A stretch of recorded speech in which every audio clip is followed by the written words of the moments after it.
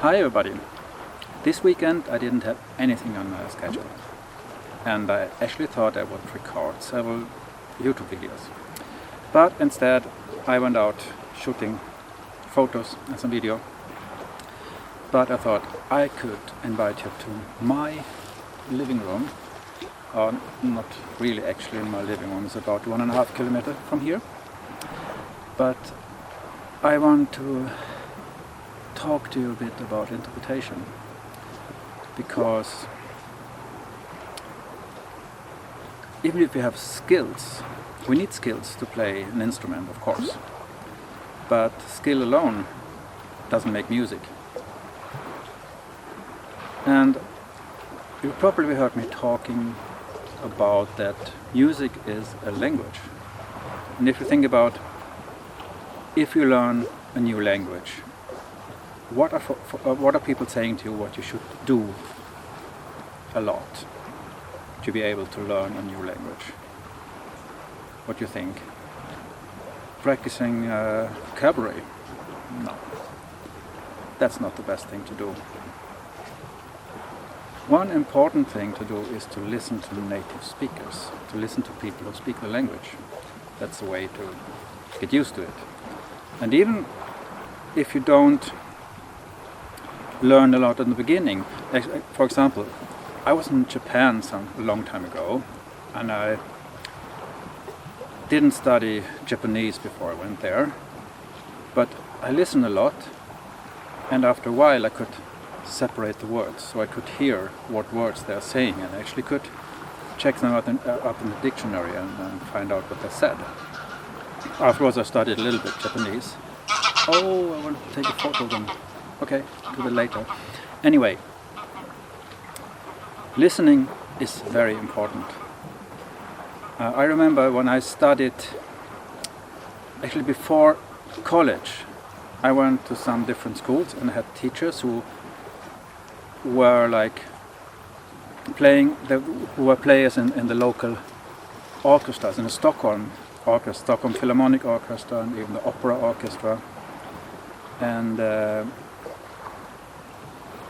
I remember once at one school, one of the teachers was a former professor at the academy, and also the principal at the Radio Symphony Orchestra in Stockholm. And we always quarreled about Bach, because I really didn't like his way of teaching Bach. Actually, he didn't teach phrasing at all. I thought it was really nonsense what he's saying.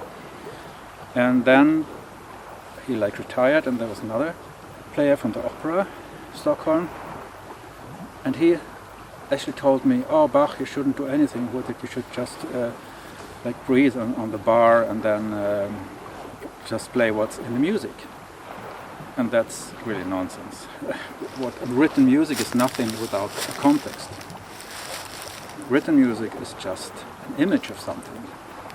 So you need to have the context to be able to actually play it correctly. So what I did, I actually packed my music together, I packed it, and then I went away from there. I never came back to the school. I just quit at once. Later I had actually some great teachers, master classes like William Bennett. I went to many of his classes, and many others. So I had some great teachers, but in my younger years what I mostly did, and I think I learned from a lot, is listening to great players. So, of course, at that time everybody listened to James Galway, and he did a lot of good recordings. I think one of my favorites is the Frank and Boccaccio Sonata. This record is Marta Argerich. I love Marta Argerich. He really plays so musical. So that's a wonderful record to listen to, and I listened to it so many times with the music, the score in my hands, really listening and seeing what they're doing with the music. And also I listen to cello players. In Sweden we have a wonderful cello player, Frans Helmersson. He's old now, he doesn't play so much now, but he played really nice, and he was a student of Rostropovich. So I listened to his recording of Frank, the Swedish pianist, Stefan Boystein. It was a really great recording too. And a lot of violinists, old ones. I mean, the Jascha Heifetz, you can listen to him, but also like today, Van Gogh and whatever the names are. Very interesting, because in some pieces, like they also play the Piazzolla, the tango etudes, tango studies, and they do differently than flute players. So it's really interesting to listen to. You can learn a lot. So my point is to be able to learn music. To learn the language of music, you have to listen. And you have to listen carefully and take in and listen to the best musicians. I mean, today everybody can do it. You have YouTube, you have Spotify, whatever. You can listen to the best musicians in the world every day. So why not take advantage? So even I remember at one school, I was also before college, like people and even teachers said, oh, if you want to study a piece, don't listen to how others play it, you have to make up your own mind how to play it. That's total nonsense. You should listen a lot, not to one version, to 10 or 15. Because if you want to make an educated decision about how you want to play it, you need to study. And listening to other players, other performers who did it well, is a way to study. Because, as I said, the written music in itself is not music. It's just an image of the music. You know, a representation, you can say. It's a representation of the music. And for you to be able to know what to do with this representation, you have to study music, how it's played. Otherwise, if you say like this, if you say to people, oh, you shouldn't listen to a piece when you play it, just to make up your own mind. Okay, if you're an experienced musician, yes, of course. I don't listen to, if I play a Bach piece I haven't played before, I have played so many Bach pieces, I know how to play it. But sometimes some friends ask me to play something with them, some chamber music, composer I don't know, or maybe from an area I don't know. Then I have to study, I have to listen to this kind of music, just to get a feel for it. Because just playing what's in the score doesn't work for me. That's not really music. So, and if you would say, don't listen to the music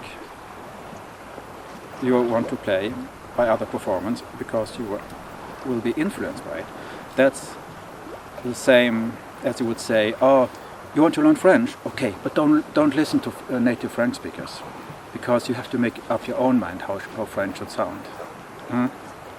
Or even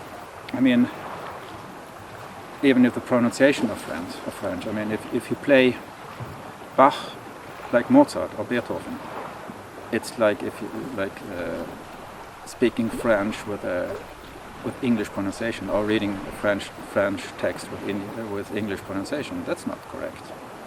So you have to learn the correct pronunciation. That's the same with music.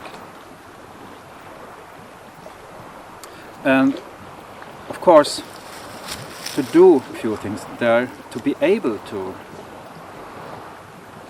do the things which we need for good interpretation, we need some skill. Like we need to be able to control dynamics, lots of things like that. We need to be able to do beautiful legatos, we need to, it's lots of things. We need to work on the tone, whatever.